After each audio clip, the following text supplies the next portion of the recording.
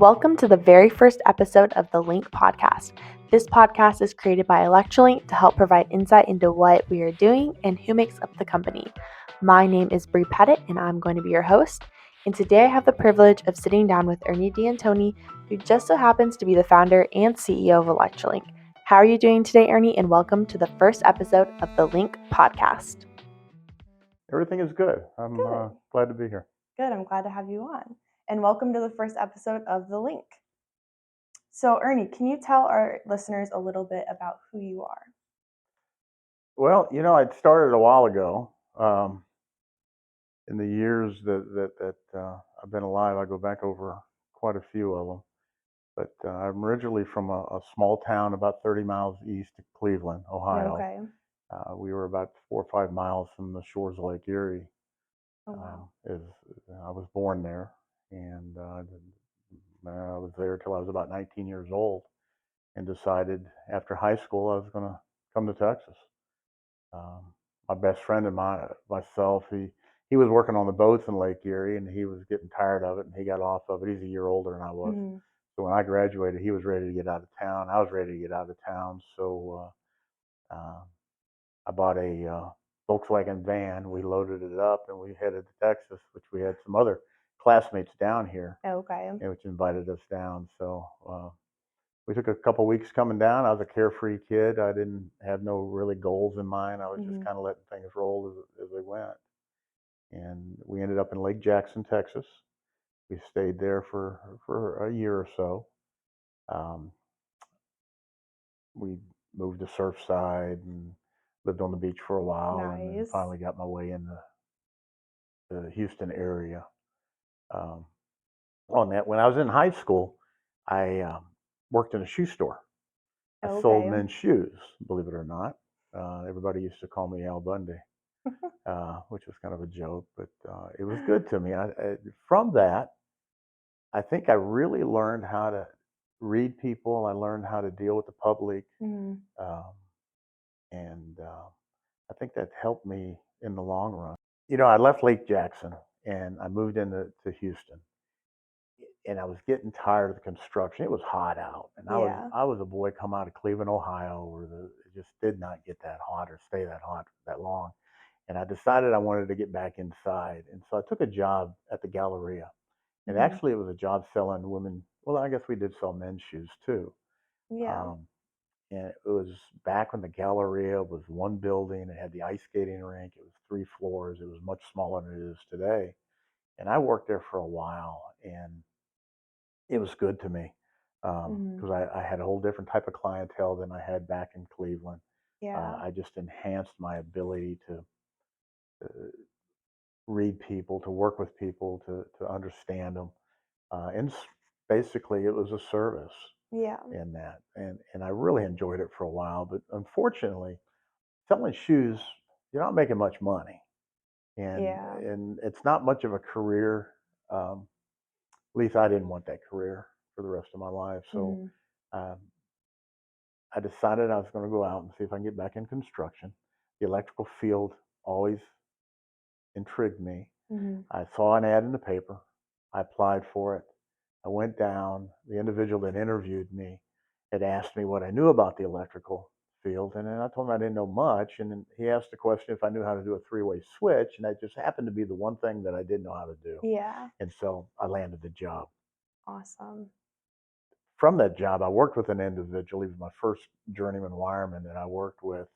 And ironically, I reached out to him a couple of weeks ago, and he's still alive, still kicking, still remembered me. That's And awesome. we talked for several hours about the old times um, in that. I was kind of surprised he still remembered me, but he even remembered what he used to call me. He used to call me the kid because I was 10 years younger than him. I was, I think, 19 or 20 when I started with him. But from then, I got various other electrical jobs, and Mm-hmm. I was really blessed to be with a lot of really good electricians that set a good base for me. Yeah. And today I'll tell anybody that comes into the industry, your knowledge that you carry with you is like your toolbox.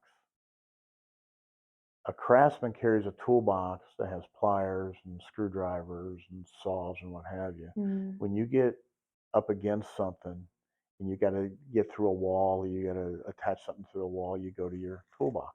Yeah. Your knowledge is the same thing. When you get into a situation, you go back to your knowledge and you pull from it to be able to help you through that situation. So there's no substitution for gaining experience and Yeah. knowledge in the That's field good. um, on that. And I left that. I got into the local 716, the IBEW, in that they offered me 4 years of free school. That's awesome. They offered me a good career back, and I decided that was the way I wanted to go. To know why, I knew how to do it, but Yeah. to know why is what I was lacking. Um, I was told a long time ago by my dad, if you know how to do it, you'll always have a job. If you know why, you'll be that guy's boss. Yeah. And I wanted That's to know good why advice. on that. I worked there for a while, 4 years, got my knowledge, had an opportunity to go and actually wire a law firm in Dallas, Okay. but it was out of my jurisdiction. I was making good money at the local. I didn't Mhm. want to jeopardize any of that, but I still had the desire to do something for myself. Yeah. Um, I learned a lot of ways to do things, but I almost learned more how not to do them because I would see somebody do it and it didn't work. Yeah. I learned, a long time ago, quality sells itself, and a lot of Yeah. people didn't thrive on that quality of it. And I always wanted something that I could put in that somebody could walk into a room and look at it and go, well, I don't know what it does, but it sure looks pretty. And that's kind of where I Yeah. focused a lot of the quality that Electrolink goes. Yeah, that's But awesome. instead of going to Dallas, they asked me, oh, I went to my company Okay. and they said, it's out of jurisdiction, too much red tape. We don't want to do it. I was asked if I'd go on my own. I said, no, I'm not going to step on my employer. Yeah. And then they asked me, would you consider going into business and doing With it? the law firm? No, for Or myself, to start okay. my own business. And I said, you Huh. know what? Let me teeter that around. Let me kick that around. I did it. I put a proposal together. We presented it. They accepted it. That next day, I was in Dallas wiring their build out. I wired it. I got back home. I went, oh my God, I don't even have an invoice. I don't even know what an invoice is. And so we had to step in another sector of our business Yeah. of that, and we were able to get through that, create invoice, get an invoice, get paid, and we started working on another. Oh Um, my goodness.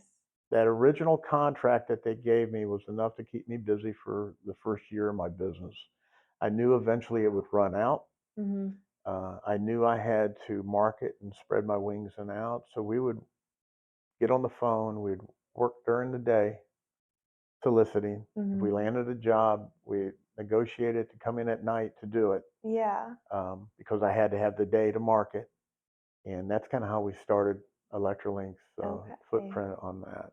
Wow. Um, the time that the law firm was expanding was right about the time IBM came out with their cabling system. Okay. Their cabling system was replacing the old coax and the loop wiring concentrator Mhm. with an 80-100 system. I don't know why I still remember that. That was a few years ago. It was all an IBM system. Um, Token ring was just coming out, which is the topology Okay. out there. And I was the first, if I'm not mistaken, I was the very first certified IBM cabling installer in Houston, Texas. Oh my goodness. And that's kind of was the ground floor of what kicked us off. Um, Wow. So that was like the birth of Electrolink. that was yes, it was. I think there was only one or two other companies that were out. You had your electrical side, Okay. then you had your phone side. Okay. No one dealt strictly in communication. Okay. I take that back. I think there might have been one or two, but they were doing more cable assemblies Okay. and things on that. we wanted to specialize in that because I thought there was a little niche right there where no one Yeah. did it. You know, your electrician deals in electron flow. Your telephone guy deals in frequency. Well, your communication's more a frequency um, Mhm. application than the other, and Okay. it's dealt with a little bit different.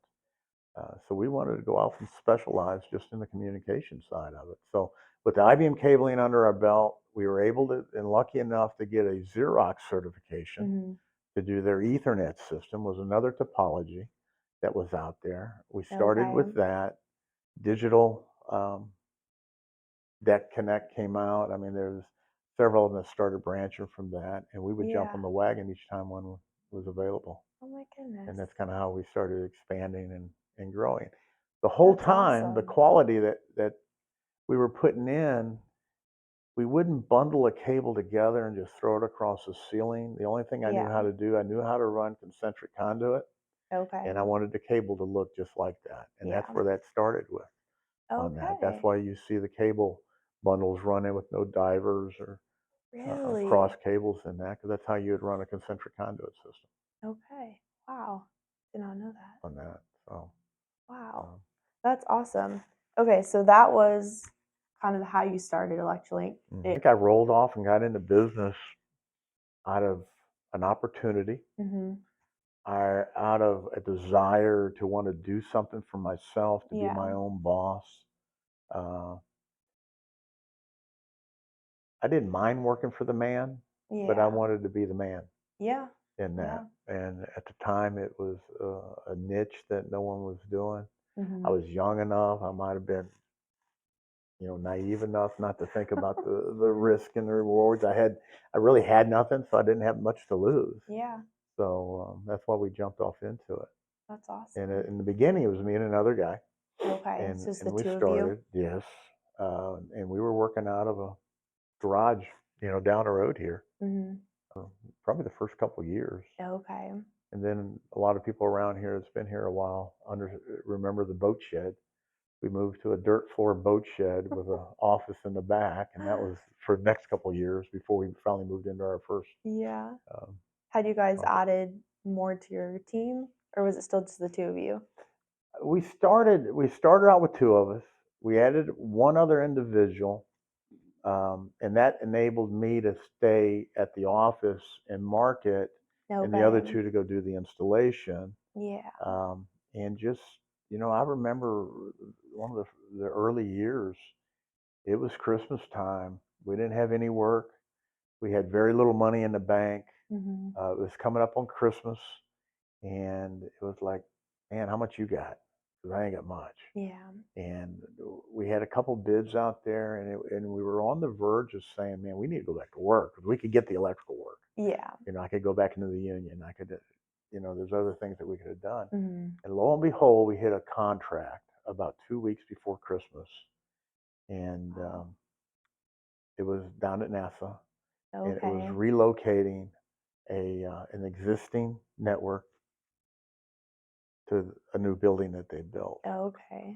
And we went in there, we looked at it, we actually didn't know what we were looking at. And one of us went in the ceiling, one went underneath the desk, and we got done, we got out of there. We said, yep, no problem, we'll do this. And we got outside, and he said, man, what did you get? And I said, well, I got twisted pair down here. And he said, well, man, we're in trouble because I got coax in the ceiling. And so, but we did write part numbers. It had a name on it. We called the guy. It was a Xerox system. We ended up getting an engineer that flew in the next week and showed us at the airport how Yeah. that system went together, Oh and my offered us a goodness. certification to be his installer. Wow. And we ended up, that's how we got a Xerox uh, Wow. project on that. And we pulled it off, put it in. It worked like a champ, and we were a Xerox installer all the way till their networks kind of went away, Okay. but That's uh, awesome. that was, we've had a lot of really good breaks. Um, Yeah. we've had some good breaks. We've had some excellent people. We have excellent people. This company is built based on the backbone of our workforce. Yeah. They're all very, very important to us. You know, the NASA project gave us a breath of air, made us feel, okay, Yeah. we got a little bit more time at this, and so back to the grind we went. We went back in doing our marketing, um, working at night. We did quite a bit of that. Mhm. Um, right after that's when IBM decided it came out with their IBM cabling system, Okay. which was doing away with the coax cable and going into a twisted pair. Token ring was just coming out on the market. Um, I was one of the first contractors in this area Mhm. to become a certified IBM cabling installer, Okay. and which was very lucky for us because right at the time that I came back with the certification, there was a large utility downtown that decided they were going to take their building and go to the IBM cabling system. Yeah. We weren't really large enough to bankroll it. We didn't have the credentials on it, but we did have the certification for the system. So the electrical outfit that was in the building came to me and asked me if I wanted to partner up with him to do it. Of course, I said yes. Yeah. And basically, he funded it. He brought the material. We did all the installation on it, and I even forget how many floors, but it was multiple floors Okay. on that, and that really kind of kicked us off Yeah. because once we had the first system in town, everybody was looking at it, and then they started going. And actually, when they would start on, we were the prime Yeah. solution for it, and we started picking up the work. In fact, the law firm that I worked for, they even started using the IBM cabling system and getting away from what they were doing, Wow. and we were putting it in. And from the existing customers we had in town, was one of the big reasons that we started branching out. You know, we were requested to go into the Austin market. Okay. Um, you know, I approached this business just as I knew a couple things. Quality would sell itself. Mhm. I'm going to work hard. I'm going to give the customer a little bit more than they expect from me. Yeah. Um, and it was going to pay off, and it did. It did real well for us. We started getting into these other cities once we got into to Austin. Um, I remember the first lease space we had was in a little office warehouse type area. Um, that was probably not as pleasing as we would like to seem, but it was what we could Yeah. afford. And we branched out of that and finally moved into the offices. We're actually the office we're in today. We got requests to go to Dallas, and there's a reason we went to Dallas. Was our Yeah. customer wanted us to come up there, and we went up there, did their job, and while we were there, we started kind of leaving our name, and things started picking it up for it. Okay. Back in the beginning, we handled the San Antonio market out of Austin, and then we started getting enough work in San Antonio. We felt like it was time to, open up another Yeah. office there. That's awesome. So all the expansions to the cities that we're in now, those just kind of happened organically. Very much so. Yeah. Yeah. That's awesome. And currently we've done work, throughout the whole United States. Okay. We've done some work overseas, and it's all been by request. We've never really put a Wow. marketing plan per se to go out and market those areas. It's Yeah. been by our customer. One of the things the customer can, bet on is when we're in their area doing the work, we're Mhm. their eyes and ears. We're going to take care of it. They're going to get Yeah. the same quality. And if we see something, we're going to report back to them Yeah. and let them know. And it makes them feel comfortable. Yeah. It makes us another part of that team, and that's what we want to be. We want to be a household name Yeah. within our customers' family. Yeah. That's And, awesome. Wow. You don't hear too many companies being requested to uh, go to certain areas. it's nice, I So tell you. it says a It makes lot. you feel good. Yeah. Uh, Yeah. That's awesome. So when you first started Electrolink and you were at the very beginning and then to where we are now, how do you think it's changed over the past almost 4 decades? Has it changed in ways that you never thought it would? yeah, the industry technology has changed tremendous. Mm. Um, from from where it started with a coax cable, going to twisted pair to fiber to what we see today with the mix of all of it. Yeah. Um, we've been through all of them on that, and it's always changing, and it's going to continue to change going forward on that. Yeah. The biggest thing that I see changed um, in it, and it's one that I think not only our industry fights, but every industry out there, being retail, the restaurant business, the Yeah. service business, or construction, is the workforce. Um, Finding good people with the right work etiquette Yeah. is one of the hardest things that a company comes up against. Yeah. Um, and that's something we battle every day. And we try to handpick our employees because I want the best for my customer. Yeah. Um, and what we do understand that the guy that we have in the field is our first contact to our customer. Mm-hmm. And if he doesn't shine, we don't shine. It doesn't matter what I say back here if I don't produce it. Yeah. Um, and we strive to produce what we sell. Yeah. We That's want to good. give a little bit more than they expect to get. Mm-hmm. And I think the workforce needs to take the same philosophy to their employer. Give that Yeah. employer a little bit more than he expects, and we're going to get along real good. Yeah. You want to build a lasting relationship. Exactly, Yeah. exactly. Because if it's not a winning situation for all above, and I'm talking about the employee, the company, Mm-hmm. the customer, and then the outcome of what we all want, Yeah. it doesn't work real well. Oh. And there's no reason it can't be a winning solution there. Yeah. That's so true. But as way it changed, yes, it's changed tremendous, tremendous Yeah. um, on that. Yeah. And for to sit here and say, yeah, I seen it coming, there's no way you see it. Uh, that's the guys that figure out that's way above my pay grade on it. Yeah. It's Just just go what they as it throw it. comes. Yeah, I'll figure it out. Yeah. I'll figure out how to do it. Yeah. Take it as it comes. Absolutely, absolutely. What has been the most rewarding thing for you while running Electralink?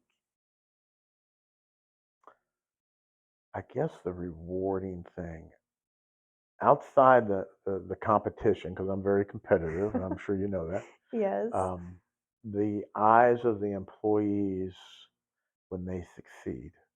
That's Um, awesome. this almost chokes me up to talk about it. Mm. One of the most rewarding comments that I've heard over the last 38 years Mm-hmm. um, was a little girl telling her grandmother how much she enjoyed coming to one of our Christmas parties or our picnics. It was Yeah.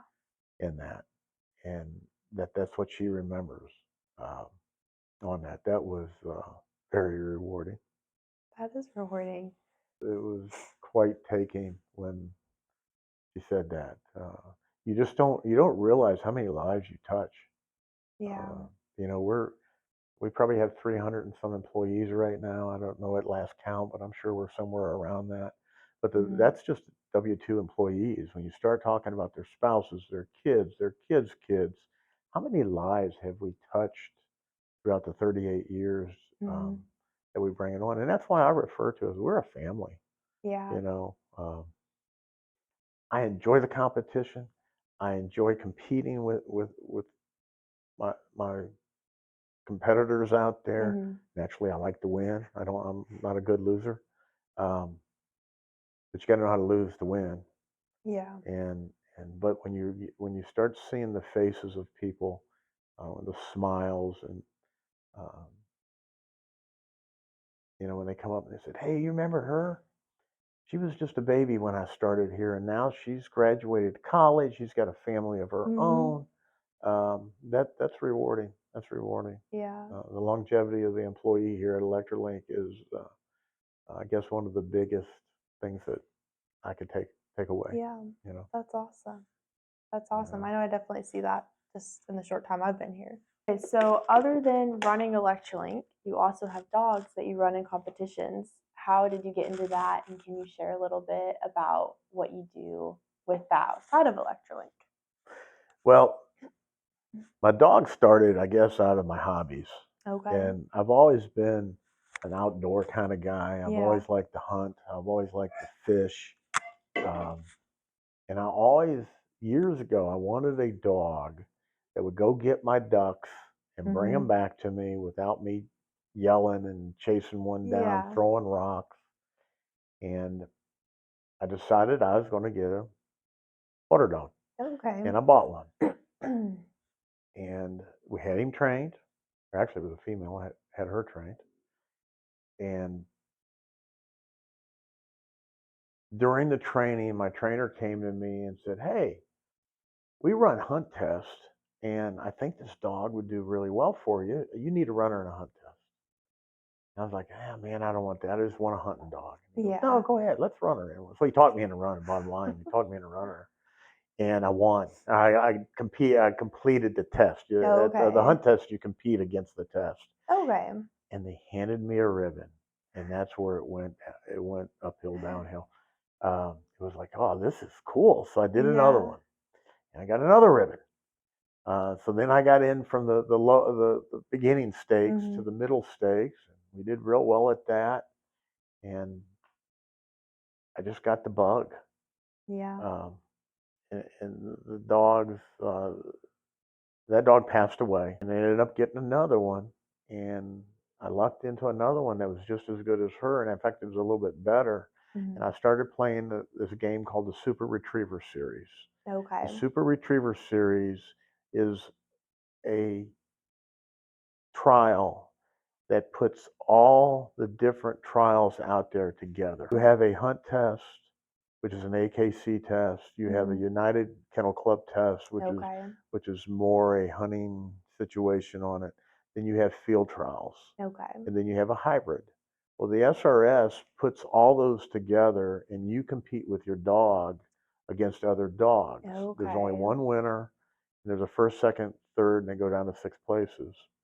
You qualify for a crown, which is our national, and then there's just so many dogs throughout the United States that go to it. Wow. And boy, once you get that in your blood, it's like crack cocaine. You just can't get enough of it. And I've been blessed to have some pretty good dogs, and I got a really good trainer. That's awesome. And he's a young man.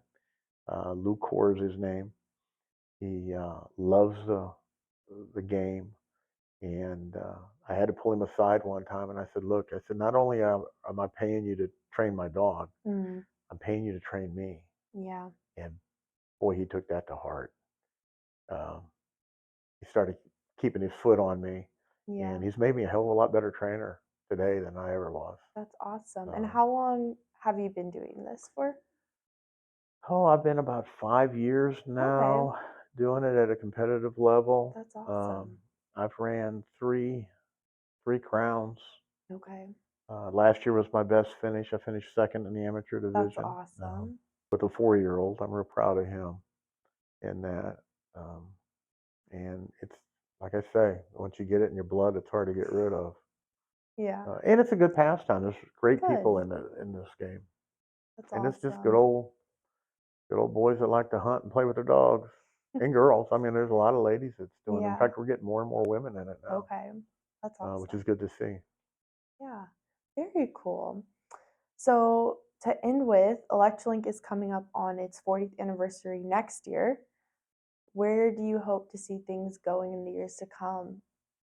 Boy, that's a good question. I knew you were going to ask me that, and I still don't know how to answer it. That's okay. Whatever you. You know, I think the you industry is think. going to do what the industry does, and it's going to Yeah. change, and we're going to have to change with it, um, and just kind of adapt as it goes. This business is a business that changes rapidly, and you have to be able to adjust on the fly to stay up with it. And I think we're going to continue doing that. But I don't think that's the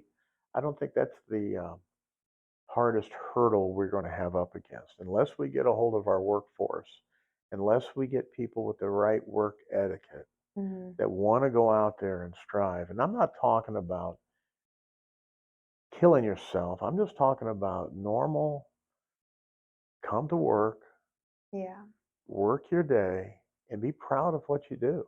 Mhm. Have some self-respect out there. Yeah. I think unless we get a hold of that, I don't know how we're going to grow going forward on that. And it's not just me. I mean, this is just in general, and that's a whole probably another whole podcast Yeah. to go down on that. But I think we will. I mean, we're seeing some really good people coming through, and we're kind of weeding out the this week and picking up the ones that want to work. So Yeah. um, if you got the right attitude, we can train you. We can make something out of you. Um, if you don't have the right attitude, then Yep. it, and it's not just the management team that weeds those out. It's the whole team together because the guy that's working out there, he knows if you're slacking over there, you're affecting him. Yeah. And that's the one thing that I think Electrolink has been blessed with is people that really feel that this is their business, not Yeah. just mine. I mean, I can't do it all. Um, uh, it's the workforce. Yeah. So, Have a strong team and have a strong leader leading the team. well, I just do what I think is right. Um, it's pretty obvious when the wrong thing is done, and Yeah.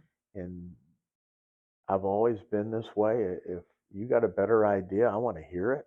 I Mhm. always hold the owner card, and I might Yeah. play it, but I'm gonna give you the opportunity to come back and say, "Hey, I told you." Yeah. But I want to hear what you got. Your idea might be better than mine. I don't have the best ideas all the time, but you can't be scared to admit, hmm, that sounds good. Let's do it. Yeah. Let's see what happens. Yeah. So, No, that's good. That's good advice. Well, thank you so much, Ernie, for coming on the link. I appreciate you taking the time to chat about the history of Electrolink and kind of how you started out and have brought it to where it is today. And thank you to all of you for listening to the first episode of the Link podcast. We are so excited to share this podcast episode with you and all the other things that we have in store. Stay tuned for episode number 2, which will be released in 2 weeks. Thank you guys.